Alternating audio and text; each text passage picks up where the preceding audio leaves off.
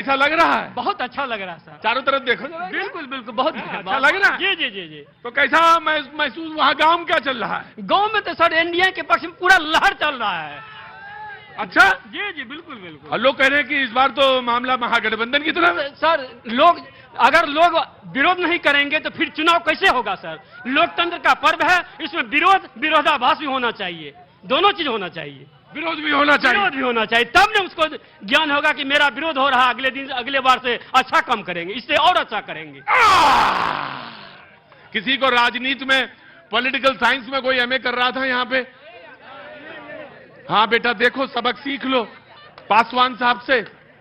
इन्होंने एक लाइन में तुम्हें समझा दिया गुरु कि भाई विरोध तो तुम जरूर करो, विरोध करोगे नहीं तो परफॉर्मेंस कैसे होगा, प्रेशर कैसे पड़ेगा, और जब प्रेशर पड़ेगा तभी काम होगा। बिल्कुल जी। तो आपको, और आप क्या काम करते हैं? मैं शिक्षक हूँ। शिक्षक हैं? जी जी। मैं आपको प्रणाम करता हूँ। मैं आपको भी प्रणाम करता हूँ बहुत बहुत। मंडन मिश्र की धरती पर, कारू खीर की धरती पर आपको बार बार प्रणाम करता हूँ कि इस धरती पर आने के लिए आपका स्वागत है, आपका अभिनंदन है, वादन है। किसी को एक बार अगर बहुत ज्यादा घमंड हो जाए, किसी को अंदर ये आ जाए कि हम तो बहुत काबिल हैं, उसको एक बार, बस सिर्फ एक बार, मैं ये नहीं कहता सहरसा, एक बार बिहार जरूर आ जाना चाहिए।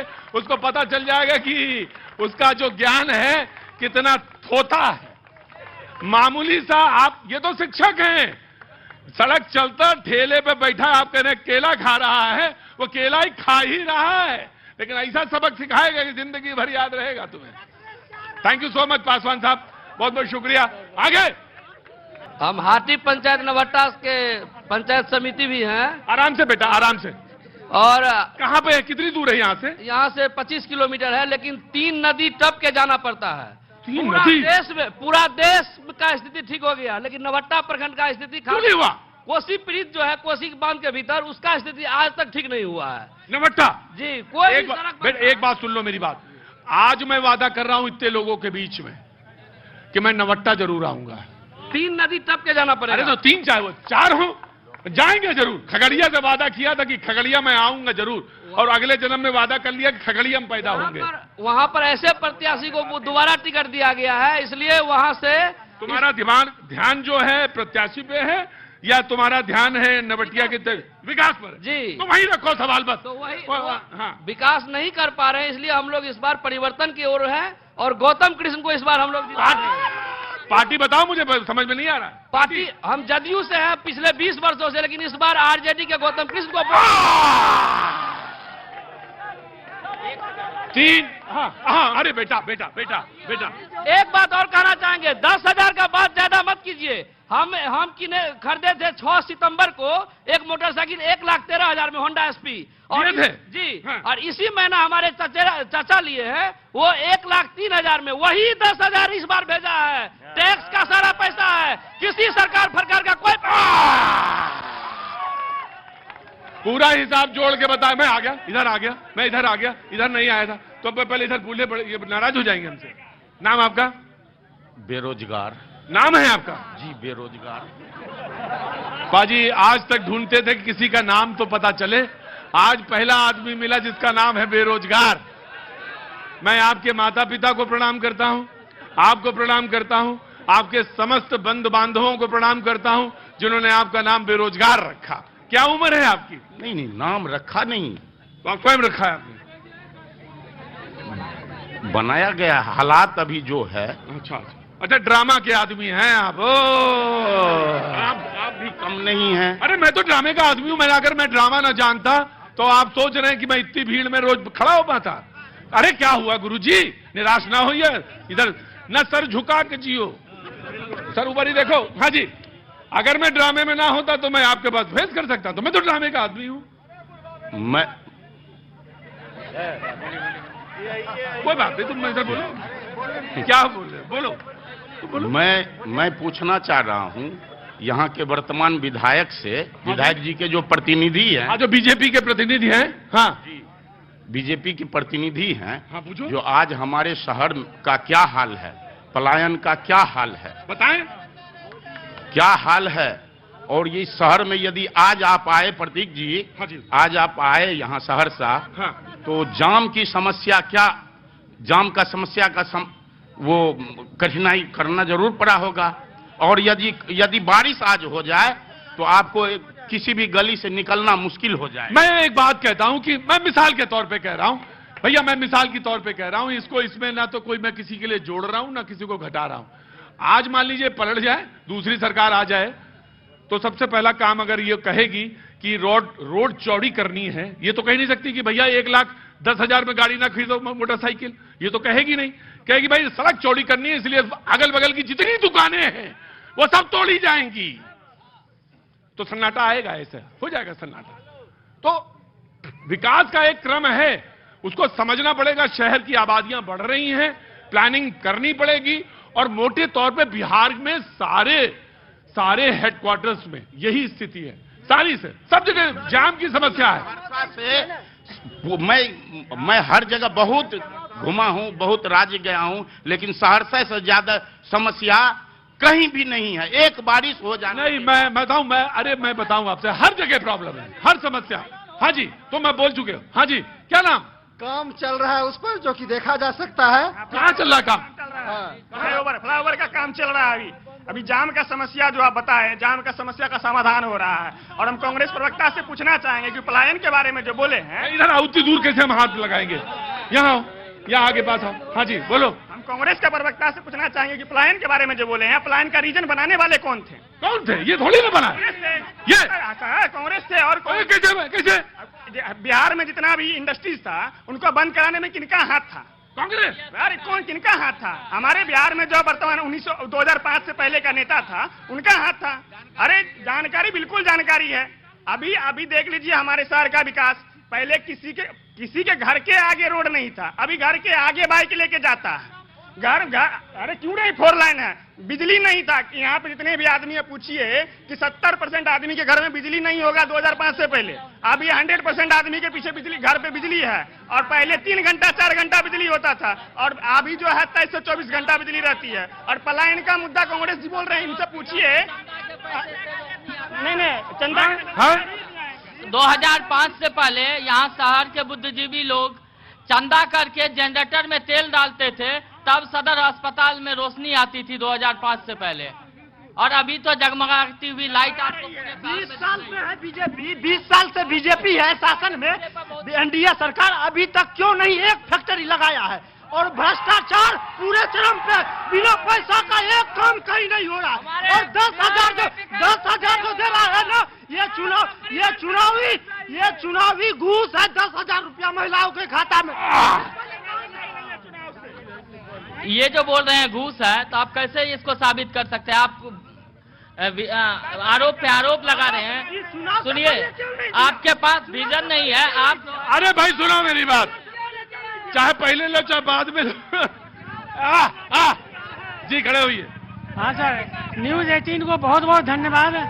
और देश को एक बिहार में नीतीश कुमार चाहिए और केंद्र में मोदी सरकार चाहिए। तुम सोच रहे हो मैं से आप जो बदल के जगह खड़े हो, अब आप घर जाओ अपने और जाके ये बाल धो लो, ज्यादा काला हो जाएगा। नहीं वही शेर सुनाना, जल्दी सुनाइए। कहाँ तो तय था रोशनी, कहाँ तो तय था चरागा, कहाँ तो तय था चिराग शहर के लिए, कहाँ तो तय था चरागा शहर के लिए। हाँ। नीतीश कुमार ने मुयस्सर किया हर घर के लिए। जबरदस्त वाले हैं ये। जी आइए।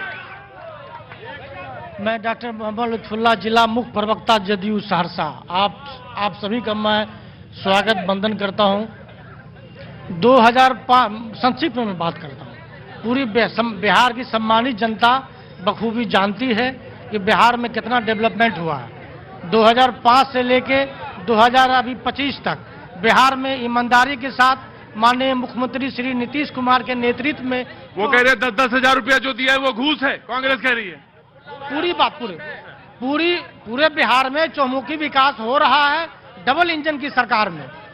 और यहाँ जो है माननीय मुख्यमंत्री जी श्री नीतीश कुमार जी बोले 1 करोड़ रोजगार दिया जाएगा लोगों को, जिसमें 50 लाख जो है नौकरी, 50 लाख जो है बेरोजगार को रोजगार किया जाएगा।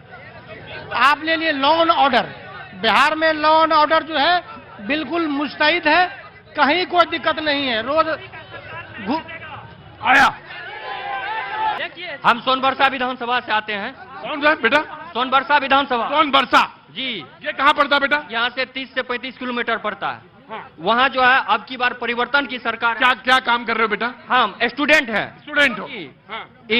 पहले तो मोबाइल भी अप टू डेट होता है, ऐसा नहीं है मोबाइल अप टू डेट नहीं होता। पहले का नहीं गिनाना, अभी हमको रोजगार चाहिए। अभी हम बिहार पुलिस का अभी तैयारी करते हैं।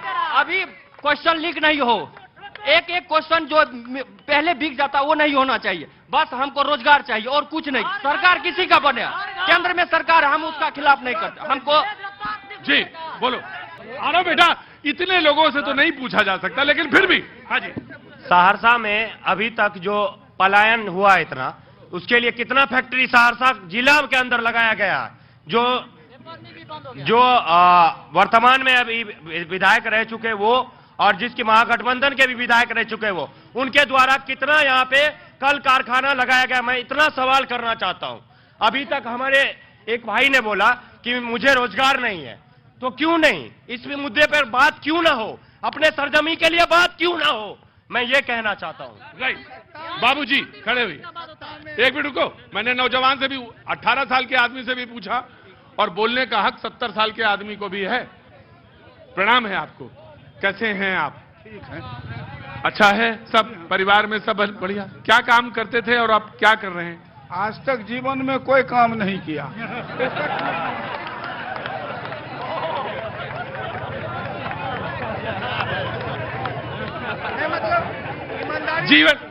जीवन में कोई काम ही नहीं किया? कोई काम नहीं किया जीवन भर, कोई काम नहीं किया? कोई काम नहीं। अच्छा, तो फिर जीवन चला कैसे? पहले पिताजी गार्जियन थे, अब बेटा गार्जियन है। हम गजब है भैया, ऐसी जिंदगी सबसे अच्छी है। पहले पिताजी देखे और अब बेटा देख रहा है। तो शिक्षा दिए आपने, ठीक से अपने बेटे को शिक्षा दी, इसलिए वो अनुशासन में चल रहा है। जी हाँ। तो क्या करता है बेटा? MR है, मेडिकल रिप्रेजेंटेटिव। यही सहरसा में? सहरसा में। तब तो ठीक है, उनका स्वागत है। अपने पिताजी को देखते बैठे हैं। हाँ जी, बहुत बहुत स्वागत है। कुछ कहना चाहते हैं बाबूजी? जी सर। हाँ बोलिए। बिहार में NDA की ही सरकार बनेगी, लेकिन मुख्यमंत्री नया होगा।